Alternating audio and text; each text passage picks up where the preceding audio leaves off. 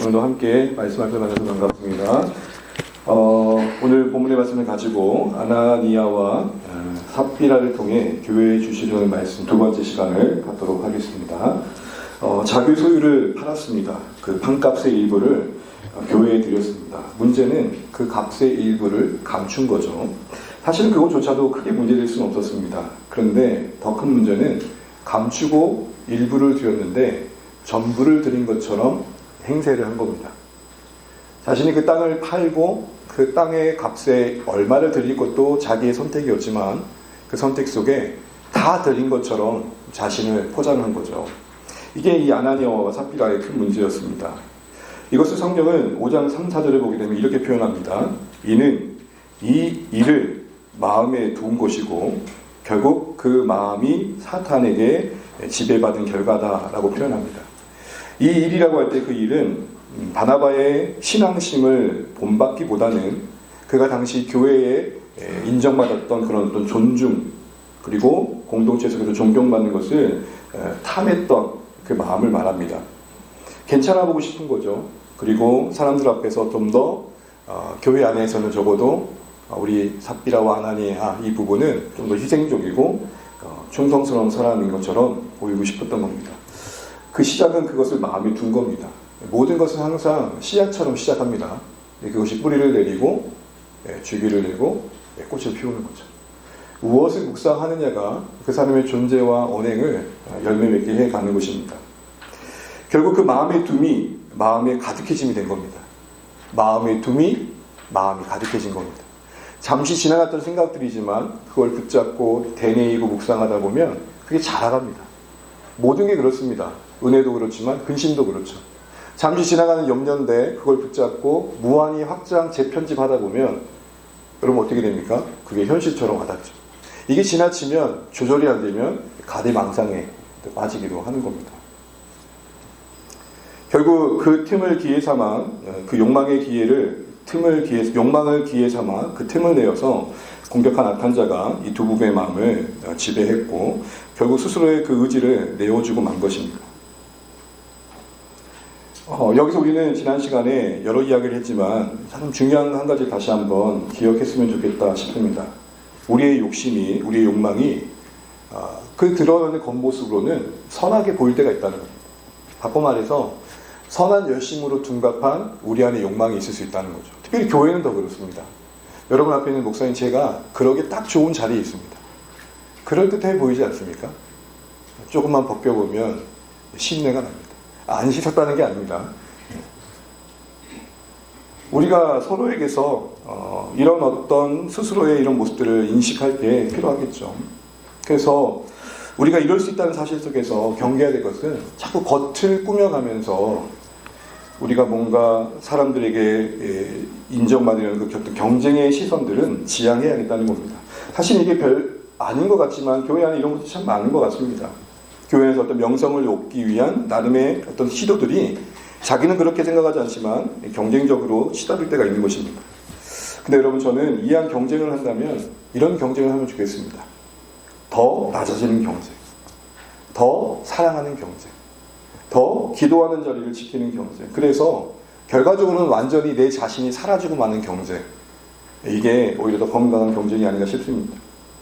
또한 가장 영광스러운 교회의 모습에 이런 모습들이 언급되고 있었던 걸 통해서 성령 충만했던 교회마저도 약한 자의 어떤 도전과 도발의 대상이 되고 있다는 사실에서 우리는 우리 자신도 이런 공격의 대상이 될 수 있음을 기억할 필요가 있다는 것을 상기했습니다.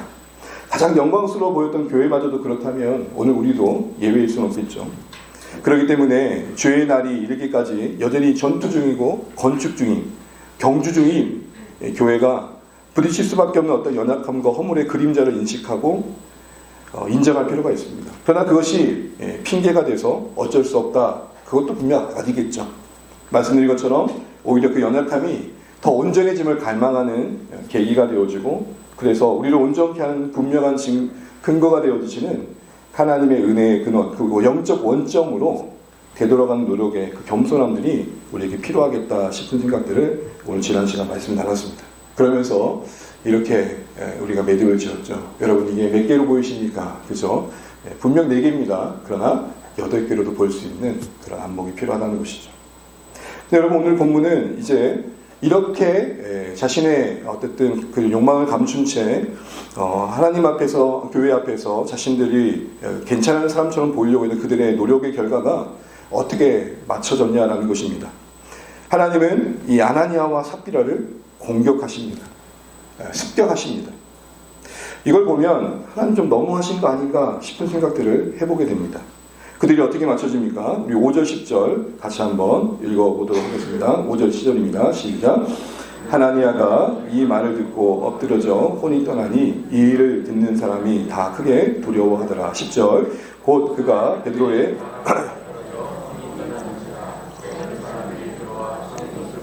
메어다가 그의 남편 곁에 장사하니, 두 사람 모두 다 동일한 모습으로 세상을 마치게 됩니다. 엎드려져 혼이 떠났답니다. 그리고 그 맥락을 좀 보게 되면 그 뒤에 그 죽은 시신을 처리해가는 과정, 소위 장례의 과정이 상당히 신속하고 간소하게 진행됩니다.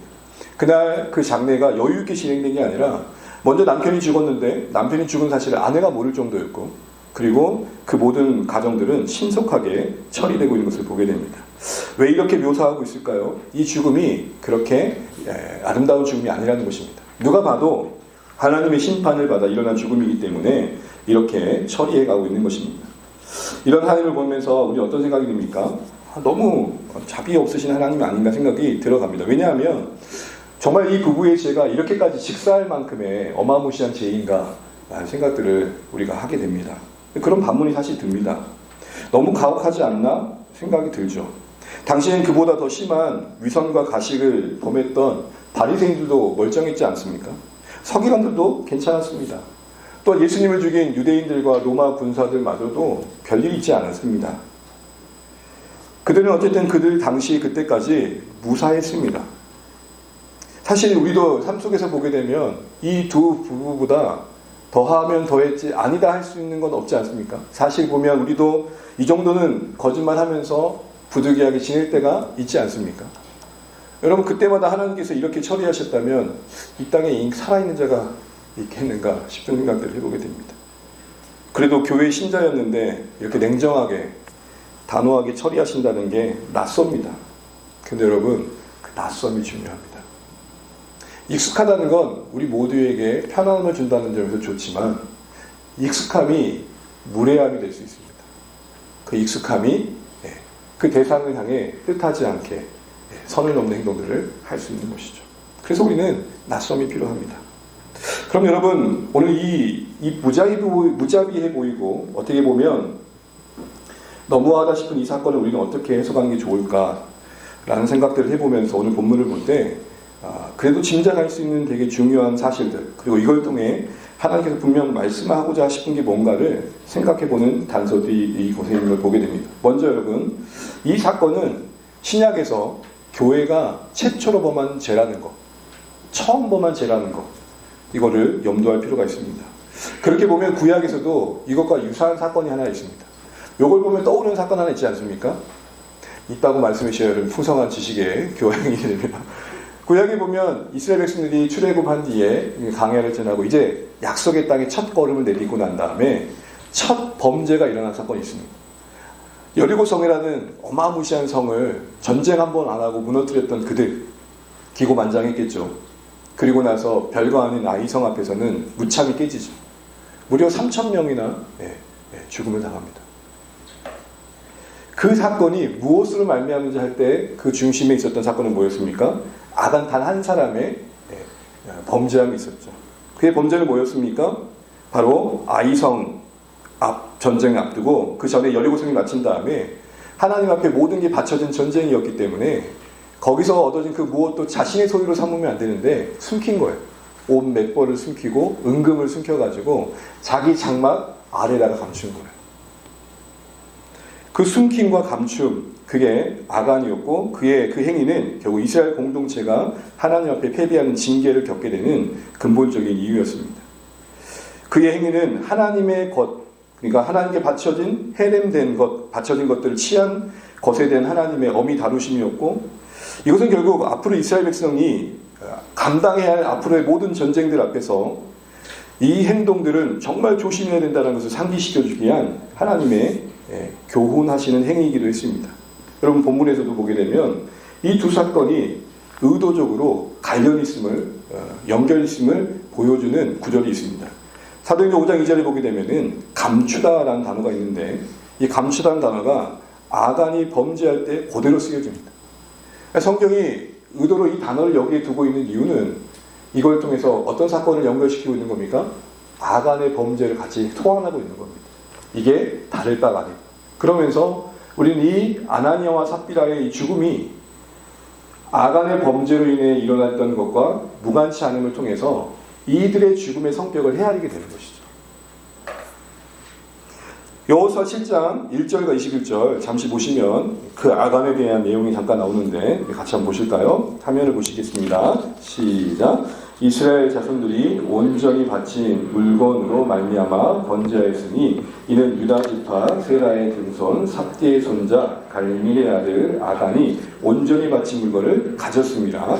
여호와께서 이스라엘 자손들에게 진노하시니라. 내가 노력한 물건 중에 이제 그 물건들을 내 장막 가운데 땅 속에 감추었는데 그는 그 밑에 있나이다 하더라. 여기 감추었다는 단어가 오늘 아나니아 삽비라가 감췄다, 취했다라는 말과 같은 단어입니다. 이처럼 성경은 아간의 범죄의 결과와 아나니아와 삽비라 두 부부의 그 속임과 감춤의 결과가 같은 맥락에서 헤어지도록 해서 이 부부의 죽음이 결코 가볍게 다른 문제가 아니었음을 우리에게 알려주고 있습니다. 또 하나 이 사건을 해석하는 데 중요한 것 중에 하나는 여러분 사도행전에서 교회라는 단어가 한 26번, 28번 나오는데 가장 먼저 교회라는 단어가 여기서 시작됩니다. 교회라는 사실, 그 공동체가 교회다. 교회란 뜻이 뭐죠? 에클레시아. 밖에서 하나님께서 불러서 모으시다는 거 아닙니까? 하나님께서 불러 모으신 거룩한 공동체에서의 그 구별됨을 말하는 교회라는 이름이 여기서 최초 언급됩니다. 교회라는 단어가 처음 언급되는 이 대목에서 어떤 사건이 다루어지고 있어요? 속이고 감춘 자들에 대한 하나님의 개입하신 사건이 다루어지고 있는 것을 우리가 보게 됩니다. 처음 교회라는 단어가 맨 처음 나오는 이 대목에서 하나님의 즉각적인 심판이 일어난 곳입니다. 이걸 종합해보면 지금 이 하나님의 즉각적이고 단호한 심판은 어떻게 보면 하나님의 교회를 향한 기대를 표현하는 것입니다. 교회는 그러면 안 된다. 이제 첫 발을 디디는 너희가 그러면 안 된다. 여러분 이스라엘 백성들이 가나안 땅에 정착한 뒤에 그들에게 주어진 정체성은 무엇이었습니까? 복의 근원으로서 하나님 나라를 전하는 제사장 역할을 해야 됐습니다.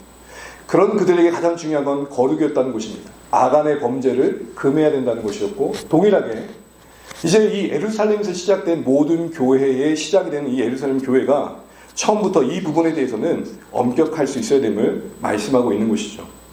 복음의 확장과 하나님 나라를 위해서 이제 막 첫걸음을 내딛는 교회가 거룩해야 된다. 구별돼야 된다. 일이 얼마나 중요한지를 이 일들을 통해 드러내시고 계신 겁니다. 그러니 그 엄히 다루심은 너무하심이 아니라 그만큼 교회의 거룩함을 향한 하나님의 간절한 애절한 기대감을 오히려 담고 있는 겁니다. 자녀를 키우는 부모 입장에서 정말 매를 드는 그 순간은 나의 분도 분명 깔려있는 부분이 있지만 그 훈계의 순간은 어떤 거죠? 네가 그래도 이건 이러면 안 되지. 최소한 이건 넘으면 안 되지. 그런 마음 아닙니까? 바로 그런 하나님의 기대가 교회에 대한 어떤 마음들이 이 최초의 교회가 언급되는 사건 속에 다루어지고 있는 이 하나님의 심판의 내용 속에 우리가 읽어내야 할 하나님의 마음이라는 것입니다. 다시요. 교회가 처음 언급됩니다. 그곳에 아나니아와 삽비라의 그 속임과 감춤이 심판을 즉각적으로 받습니다. 처음 걸음을 내딛는 교회 입장에서는 이제 앞으로 교회가 확장되는 그 순간에 이 첫걸음 속에서 이 사실을 다시 한번 마주해야 될 이유는 앞으로 교회가 시작부터 거룩함을 이루면 안 된다는 것이죠. 여러분 본류에서 지류로 뻗어가는 여러 물길들 속에 지류가 오염되는 경우가 종종 있어요. 그러면 오염된 그 지류는 그 지류만 다루면 돼요. 그런데 본류, 근원이 되는 셈이 오염되면 어떻게 됩니까? 그건 답이 달라져요. 문제가 커지는 겁니다. 그래서 예루살렘에 시작된 교회의 이 엄중한 심판이 이야기되고 있는 것입니다. 그렇습니다. 교회는 이제 첫걸음을 걷는 이 시점에 교회가 교회되게 하시는 중요한 것 중에 하나가 거룩함임을 다시 한번 상기했어야 하고, 그 의미에서 이 아나니아와 삽비라의 죽음이 헤아려져야 됩니다. 단순히 한 인생들의 너무한 하나님의 일하심의 결과가 아니라 얼마나 하나님이 엄중하게 교회를 바라보고 계신지를 바라볼 필요가 있습니다. 구약의 아간 한 사람, 그리고 그 가족들이 다 전멸하잖아요. 인간적으로 보면 너무하신죠. 다루면 아간만 다루시지 왜 모든 가족을 다루십니까? 그런 의미에서 우리는 이런 생각들을 다시 한번 해보면서 하나님의 거룩의 관점에서 정말 작은 것 하나 무시할 수 없는 그런 것들을 볼 줄 알아야겠죠. 그렇다면 여러분, 오늘 교회가 거룩해져 간다는 게 뭘까요? 그 교회의 거룩함이라는 것은 오늘 교회가 세상과 다르게 하나님 앞에 보여야 할 어떤 태도와 자세라고 할 수 있을 것입니다. 다른 말로 구별됨이죠. 다름을 말합니다. 교회가 세상과는 달라도 다르는 것. 그러나 그것은 어떤 행위적인 걸 떠나서 하나님 앞에서 교회가 하나님을 대하는 태도와 자세에서는 뭔가 달라도 달라야 한다는 것입니다. 본문에서 강조하는 그 거룩함은 그럼 구체적으로 뭘까요? 다른 말로 말하면 하나님에 대한 경외심, 또 다른 말로 외경심이라고 합니다. 두려워하고 공경하는 하나님에 대한 그 마음을 강조하고 보게 됩니다. 두 가지 사실에서 그러한데요. 첫 번째 보게 되면 4절에서 베드로는 이렇게 말하죠. 아나니아를 책망하면서 뭐라고 말합니까? 사람에게 거짓말한 게 아니요 하나님께 한 것이다. 아나니아와 삽비라의 행위가 교회에 해를 끼쳤다고 말하지 않고 있고, 누구에게 속인 거라고 말하고 있습니까? 하나님. 그의 속임과 감춤의 행위를 하나님과 연관시키고 있습니다. 하나님께서 보실 때 너희들의 행위가 어떠했는지를 베드로는 설명했고, 결국 그것이 중요한 사실이었던 것입니다. 이렇게 말하는 거죠. 하나님을 향한 두려움이 있었다면 그렇게 했겠냐는 거예요. 여러분, 고교 시절에, 중고등학교 시절에 저희는 이제 고등학교에 야간 자유라는 게 있었습니다. 선생님 몇 분이 남죠. 그래서 모든 반을 다 돌아볼 수 없으니까 복도를 살랑살랑 이렇게 왔다 갔다 하십니다. 그러면 반 구조상 저희 반은 선생님이 오시는 걸 보는 게 아니라 선생님이 오신 걸 등져야 했습니다. 그래서 천병을 뒀습니다. 그 천병은 거울을 이렇게 두고 각자 이제 행동을 하고 있다가 오신다 싶으면 손을 듭니다. 그러면 자연스럽게 공부하는 준비가 마련됩니다. 그 천병의 역할은 당번을 정해 돌아갔습니다. 뭘 말하는 걸까요? 우리끼리 있을 때는 뭘 해도 괜찮다는 생각이 자연스럽게 하지만 적어도 선생님 한 분의 시선만 있어도 반 분위기는 정리가 됩니다. 하나님을 네가 봤다면, 하나님이 너를 보고 계신다는 걸 네가 생각했다면 그렇게 할 수 없었다, 그 얘기를 하는 것이죠. 두 번째로 오늘 그 심판의 결과로 인해서 어떻게 되었습니까? 내용을 보시게 되면은 이런 얘기 나오죠. 뭐라고 하고 있습니까? 모두 다 크게 두려워했다, 이렇게 이야기하고 있는 것들을 보게 됩니다. 크게 두려워했다라는 이 결론적인 기술들은 거듭 두 번이나 반복되고 있는데, 결국 하나님께서 이 부부를 심판하심으로 맺고 싶어하는 열매가 무엇인지를 보여주고 있는 것이죠. 공동체 안에 더 깊어지고 심화되어야 될 거에 하나님을 향한 두려움이라는 걸 말하고 있는 것입니다. 여러분, 그렇습니다. 이 경외함, 사실은 이 경외함, 하나님을 향한 거룩함, 두려움은 기독교 신앙의 아주 중요한 요소입니다. 요즘은 우리가 하나님을 더 가까이 해야 된다, 내재하신 하나님, 함께하신 하나님을 많이 강조하는 찬양들을 듣습니다. 듣다 보면 뭉클합니다. 마치 내 곁에 계서 대화를 거시는 하나님, 그런 하나님의 모습도 참 중요합니다. 하나님을 공포스럽게 바라보면서 두렵게만 저 멀리 두는 것도 아닐 것입니다. 그런데 항상 균형이죠. 늘 하나님을 곁에 두다 보니까 어느새 하나님이 만만해진 대상이 됩니다. 그분이 두렵고 높고 위대하신 분으로 바라봐져야 우리의 모습 속에 채워지고 지켜질 것들이 있는데 그렇지 못할 때가 있다는 것입니다.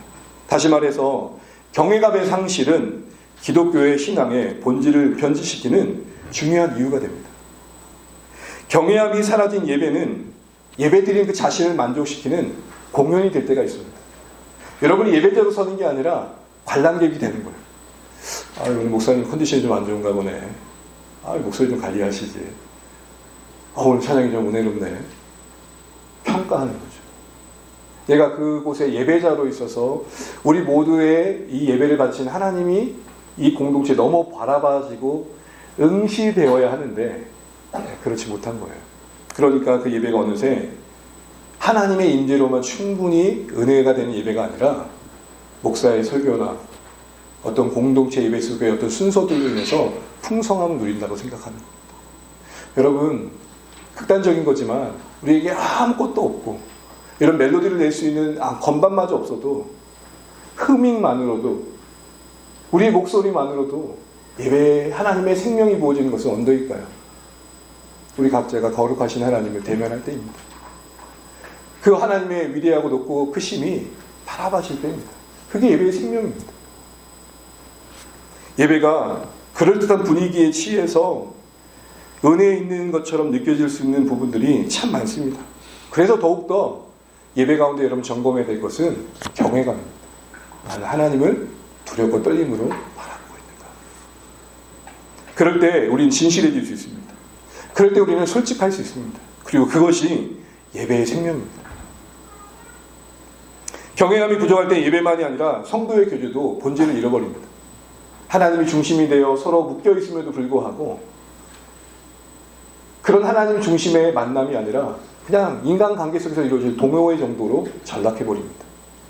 용서가 있고 용납이 있고 기다림이 있고 품어줌이 있는 그걸 가능케 하는 하나님이 중심된 만남이 아니라 이해관계와 그리고 서로의 성향에 따라서 관계가 만들어져 버리는 것이죠. 섬김과 봉사도 자기 직면과 만족의 수단으로 전락하기가 참 쉽습니다. 그런 의미에서 여러분 우리는 이 경외감을 점검해 볼 필요가 있어요. 요즘 우리의 신앙의 현실에 여러분 우리가 바라보는 이 교회의 현실에 이런 하나님의 경외감이 충만하다 생각되어지십니까? 요즘 영화나 드라마를 보세요. 교회나 목사님을 소재로 한 교회나 목사를 소재로 한 드라마가 참 많죠. 눈살 찌푸리게 한 모든 장면에 항상 목사가 있죠. 제가 그 영화 제목이 정확하게 생각이 안 나는데 범죄 현장이었어요. 근데 주섬주섬 뭘 뒤져요. 그러니까 수사 영장을 가지고 잡아가 갔는데 급하게 뭘 챙겨가야 된다고 시간을 달라고 챙기는 거예요. 뭘 챙기고 봤더니 성경책이죠. 범죄자로 잡혀가가지고 잡히는데 영장 처리하고 있는 그 순간에 성경책을 챙기는 거예요. 너무 속상했어요. 교회의 위선과 탐욕을 풍조하고 조롱하는 것들이 어느새 자연스러워졌습니다. 속상한 것만이 아니라 또 씁쓸한 건 뭐냐면 그게 어느 정도 가장된 면이 있을 수 있겠지만 그렇다고 비현실적인 건 아니라는 거죠. 사실 우리가 하나님을 두려워하지 않고 교회가 그분의 거룩하심을 드러내지 못한 것에 자업자득일 수 있을 것입니다. 교회마저도 하나님을 두려워하지 않는데 어떻게 교회 밖에 하나님을 두려워할 수 있겠습니까?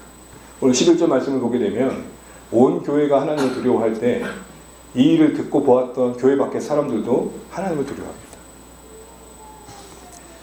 바울이 이런 말을 하죠. 빌립보서 2장 12절에 나 없을 때에도 항상 복종하고 두렵고 떨리는 마음으로 구원을 이루어라. 바울의 부재 속에서도 하나님의 사도로 누가 봐도 인정받았던 바울의 그 부재 속에서도 교회가 오직 하나님 때문에 구원을 이루어가는 두렵고 떨림이 그 안에 가득하기를 바랬던 권면처럼 우리 안에 이 두렵고 떨리는 마음이 다시 한번 점검되어야 됩니다. 이 경외감이 우리 안에 자리 잡고 있는지를 살펴봐야 된다는 거죠. 우리 중 누구도 하나님의 위치를 대신 차지할 수 없고 우리가 하나님 뜻을 주장할 수 없으며 하나님의 영광을 가로챌 수 없는 자리에 있다는 것을 그 경외감 앞에서 다시 한번 상기시킬 필요가 있는 겁니다. 그럼 여러분 오늘 본문에서 우리는 어떻게 하면 이 두 부부의 이 아나니와 삽비라의 심판을 향해 드러내시는 교회에 간 하나님의 경외하심의 어떤 격려와 동료를 어떻게 이루어갈 수 있을까요? 저는 오늘 세 가지로 한번 정리해봤습니다.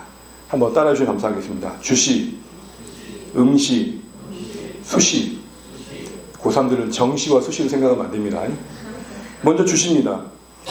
교회가 하나님의 헤아림 속에 있음을 잊지 말아야 됩니다. 보이지 않는 하나님이 우리 공동체를 보고 계시다는 것, 주시하고 계시다는 것. 주시란 말이 뭐죠? 샅샅이 자세히 살피신다. 우리는 서로의 겉모습에 속을 수 있지만 하나님 속지 않으십니다. 9절 말씀을 보시게 되면 이 두 부부가 어떤 책망을 듣냐면 주의 영을 너희가 시험했다. 성령 곧 그 하나님을, 그 주되신 하나님을 너희가 시험했다고 말합니다. 여러분, 하나님을 시험했단 말이 뭐 어떤 의미일까요? 이 말이 자주 나오는 게 출애굽과 민수기인데요. 여기 보면 대표적으로 이 사건이 하나 나옵니다. 광야 이스라엘 백성들이 맞사라는 곳에서 하나님을 시험할 때 나오는 장면인데, 우리 출애굽기 17장 1절 말씀을 통해서 하나님을 시험한다는 게 어떤 의미인지를 생각해 보겠습니다. 같이 한번 읽어볼게요. 시작. 그들이 우리 중에 계신가 아닌가 하였습니다. 다시요. 시작. 그들이 여호와를 시험하여 이르기를 여호와께서 우리 중에 계신가 아닌가 하였습니다. 여러분 보시는 것처럼 시험한다라는 것, 하나님을 시험한다는 것 어떤 내용을 담고 있는 겁니까? 하나님 계신 거 맞아. 아니요. 충청도식으로 기여 아니요. 계신 거 맞아. 네, 이런 생각을 하는 거예요. 어떤 현실과 상황 속에서 하나님의 존재나 역사하심을 신뢰하지 못하는 것, 그게 하나님을 시험하는 겁니다. 하나님 우리 사랑하신 건 맞아요? 하나님 정말 이 세상을 주관 않으신 건 맞아요? 하나님 이 보여진 세상이 하나님 창조하신 건 맞아요? 하나님을 시험하는 거예요. 더 쉽게 말할까요? 우리 막내가 이렇게 말하는 겁니다. 아빠 겉모습은 나랑 분명 아빠랑 닮은 것 같은데 진짜 나 정말 아빠의 자녀 맞아? 이렇게 질문을 하는 거죠. 보통 저는 그렇게 들었습니다. 학습 때 쓰는 내용인데 저는 그렇게 들었어요. 어렸을 때 너 다리 밑에서 죽어왔다. 이거 어렸을 때 들으면 되게 충격적인 거였어요. 묻고 싶었어요. 도대체 어떤 다리입니까? 사랑하는 주안의 가족 여러분, 이 여호와를 시험함이, 하나님의 시험함이 아나니아와 삽비라에 있다는 게 무슨 말이죠? 적어도 이들이 숨기고 감출 때 하나님께서 자신들을 보고 계시다는 것을 생각했다 안 했다? 하지 않았다. 그러니까 숨김과 감춤의 행위 자체가 결과적으로 어떤 행위였던 거예요? 하나님을 시험한 거예요.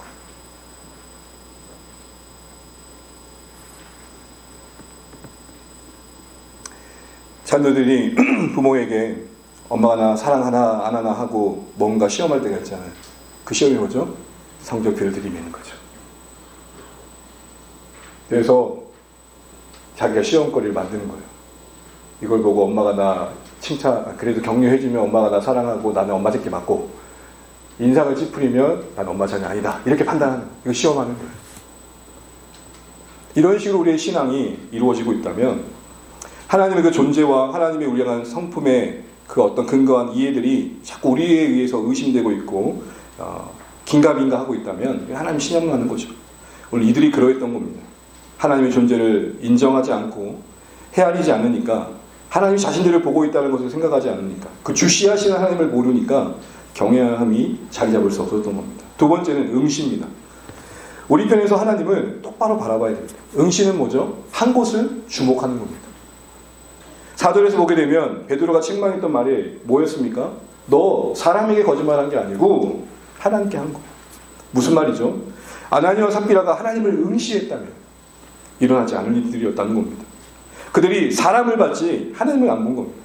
결국 사람을 보면서 사람들이 나를 어떻게 볼까를 봤지 하나님을 주목하지 않았다는 것입니다. 베드로가 교회에 행했던 그 속임과 감춤이, 그 교회 앞에서 보였던 그들의 위선이 교회에게 한 게 아니라 하나님께 했다고 말하면서 교회와 하나님을 묶고 있다는 것을 여러분 주목하셔야 됩니다. 그러면 여러분, 우리가 교회를 바라볼 때 적어도 교회와 자신을 한 몸으로 묶고 계신 주님을 바라보면서 교회를 보면서 교회만 볼 게 아니라, 지상의 교회만 볼 게 아니라 지상의 교회를 붙들고 계시는 하나님을 응시할 필요가 있는 겁니다. 그래야 교회 안에 경외감이 잘 잡을 수 있습니다. 바울이 그렇게 말합니다. 사도행전 20장에 보게 되면 교회 지도자들을 다, 에베소 교회 지도자를 불러놓고는 그렇게 증언합니다. 내가 주님을 섬긴 것과. 여러분 실제적으로 뭘 섬겼습니까? 사람을 섬겼습니다. 영혼을 섬겼고요. 그런데 뭘 섬겼다고 말한다고요? 주님을 섬겼다고. 어떻게 할 때 이게 가능할까요? 교회를 볼 때, 성도들을 볼 때, 영혼을 볼 때, 주님을 증시할 때, 하나님을 응시할 때, 그 아래서 헤아려질 수 있는 안목이 그런 고백인 것이죠. 여러분, 저는 우리 사랑하는 주안의 모든 가족들이 교회를 볼 때 보여지는 성도들만이 아니라 하나님을 응시할 수 있기를 주의 이름으로 축복합니다. 저의 지도자인 제 자신이 교회를 볼 때 하나님을 응시해야 됩니다. 그래야 중심을 잡고 흔들리지 않을 수 있는 것입니다. 마지막으로 수시입니다. 수시로 말씀을 통해 우리를 비춰봐야 됩니다. 진리의 그 복된 공격, 하나님의 거룩하신 습격을 계속해서 경험해 가야 됩니다.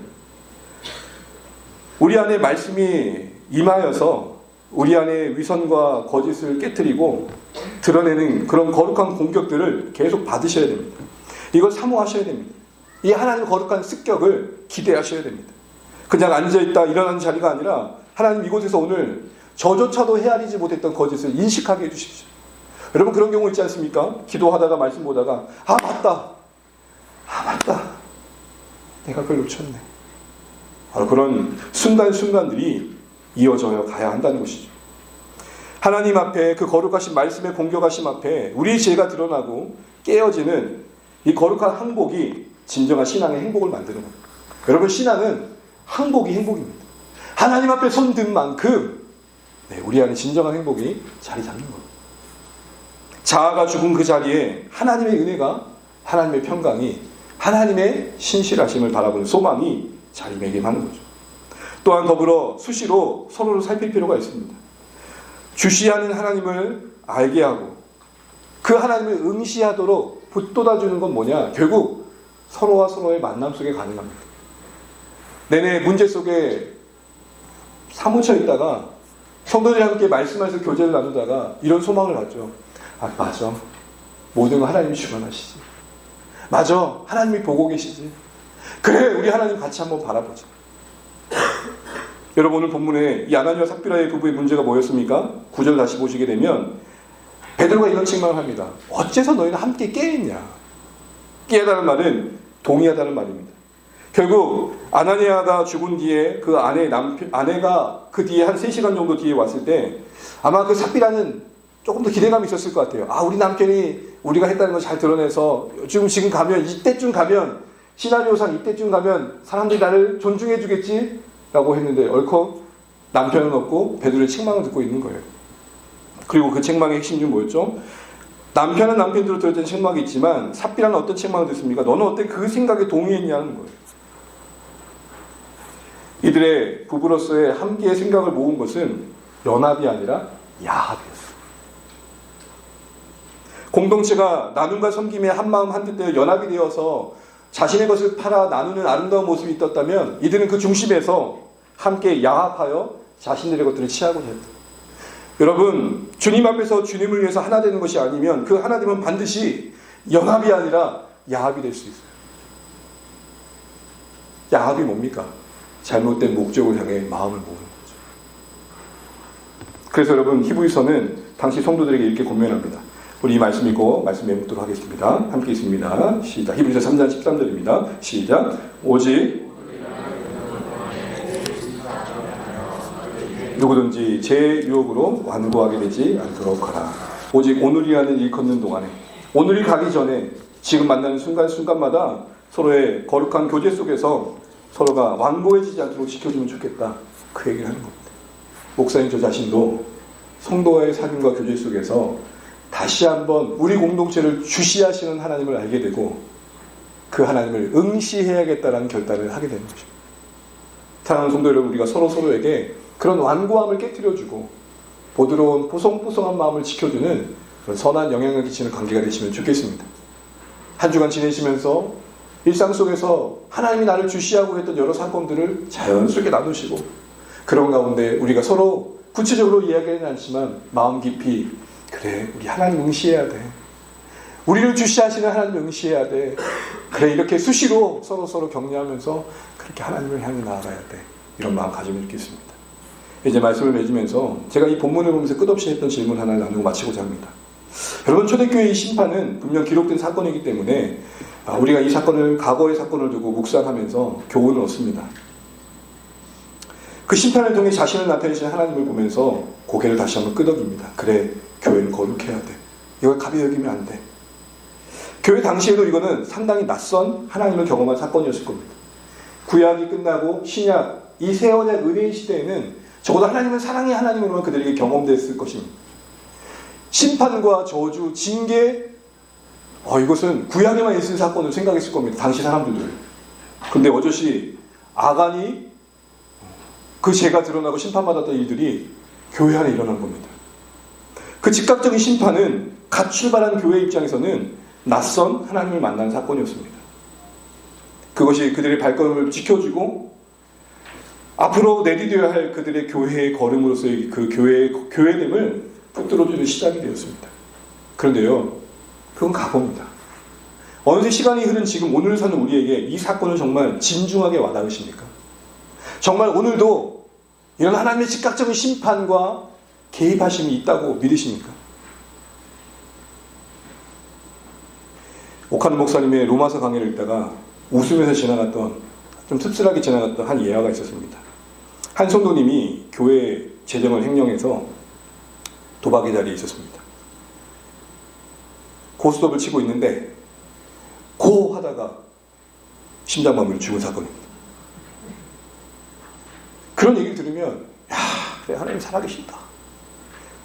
근데 여러분, 그거보다 더한 일들이 어여시 낙과 같은 이 밝은 대낮에도 밤의 일들이 일어나고 있는데도 멀쩡하잖아요, 여러분. 세상에 하나님의 공의가 분명 있다고 여러분 믿어지십니까? 어느새 시간이 흐른 지금 이 사건은 그냥 성경에 기록된 이야기지 원래 우리의 곁에서 일어날 만한 이야기로 와닿지 않습니다. 근데 여러분, 이런 하나님의 진노하심이 낯설지 않고 그냥 그 과거의 이야기로만 여겨지니까 그 인식의 부재가 결국 우리 안에 하나님에 대한 경외심의 상실로 이어지더라고요. 어느새 우리 하나님은 늘 내가 필요할 때면 도와주시는 하나님, 내가 그냥 늘 필요할 때만 찾아갈 수 있는 하나님 정도로 전락해버렸어요. 그러면서 오늘 본문과 같은 즉각적인 심판을 오히려 정반대의 확신을 갖는 근거로 삼습니다. 보라는 거죠. 그런 일이 일어나고 있냐고. 그때는 그랬지만 지금은 아무 일도 안 일어난다고 말하면서 오히려 확신 있게 이렇게 말합니다. 여전히 하나님은 개입하심이 없고 하늘은 조용하다. 그러니까 이게 오히려 그때 그럴 만한 일이 있었고 지금은 그렇지 않은 하나님으로 확신을 버립니다. 심판에 대한 경각심이 사라지고 경외심이 부족하게 됩니다. 여러분, 우리는 사랑과 용서의 하나님만이 아니라 결국 함부로 조정하거나 속이거나 피할 수 없는, 또한 악을 심판하시는 분명한 그 하나님을, 그 낯선 하나님을 응시할 필요가 있습니다. 그 하나님을 우리는 주시하고 계심을, 그 하나님 우리를 주시하고 계심을 기억하면서 수시로 손을 돌아봐야 됩니다. 우리는 이 하나님의 즉각적인 심판이 없기 때문에 하나님이 정말로 심판하고 계시나 생각할지 모르지만 그런 우리에게 성경은 이렇게 말합니다. 이 말씀 읽고 말씀 읽겠습니다. 로마서 2장 3절 4절, 갈라디아 6장 7절입니다. 함께 읽습니다. 이런 일을 행하는 자를 판단하고도 같은 일을 행하는 사람아, 내가 하나님의 심판을 피할 줄로 생각하느냐? 혹 내가 하나님의 인자하심이 너를 인도하여 회개하게 하심을 알지 못하여 그의 인자하심과 용납하심과 같이 길이 참으심이 풍성하심을 멸시하느냐? 여러분, 하나님이 주시하지 않고 계신 게 아니라 길이 참고 계시는 겁니다. 하나님의 우리를 향한 오래 참으심을 영혼을 멸시하거나 남용하시면 안 됩니다. 또한 우리가 스스로 그런 하나님을 만홀히 여기고 업신 여겨서도 안 됩니다. 분명 하나님은 보고 계시고 듣고 계시며 살피고 계십니다. 그런 의미에서 우리는 다시 한번 그 하나님을 낯설지만 경험해 가야 됩니다. 내가 원하고 바라는 하나님만을 만들어가지 마시고 정말 하나님이 성경을 통해 이렇게 엄히 자신이 거룩함을 교회에게 요구하고 계시고 오늘 우리에게 그 거룩함을 말씀하고 계시는 사실 앞에서 진중하게 반응하면 좋겠습니다. 아니 목사님 별일 없던데요? 아니 뭐 그래도 별일 없더라고요. 그러지 마십시오. 하나님은 지금 그걸 보고 계십니다. 듣고 계십니다. 만약 우리가 별일 없는 일들로 인해서 하나님이 그런 하나님이 아니라고 자꾸 확신을 그릇되게 하고 있다면 그건 하나님을 업신여기는 겁니다. 그리고 성경은 이렇게 말합니다. 무엇이든지 그대로 거둘 것입니다. 하나님을 경시함을 심어가다 보면 그 심판의 엄중함을 우리는 겪게 될 것입니다. 오늘 이 말씀을 보면서 사랑을 전해가는 여러분, 우리 안에, 우리 공동체 안에 경외심이 회복되기를 기도하시면 좋겠습니다. 하나님이 우리를 주시하고 계십니다. 그 하나님을 우리는 응시해야 됩니다. 그럴 수 있도록 우리는 수시로 말씀 앞에서 거룩한 습격을 받아야 되고 그러할 수 있도록 서로 수시로 만나셔서 우리의 교제 속에서 임재하신 하나님의 그 말씀하심으로 우리가 날마다 마음을 새롭게 할 필요가 있는 것입니다. 경외함을 위해 세 가지 기억하십시오. 주시하신 하나님, 그 하나님을 응시하는, 수시로 말씀 앞에 서로 교제 속에서 그 하나님을 만나가고 알아가시는 우리 모든 주안의 가족 되시기를 주의 이름으로 축복합니다.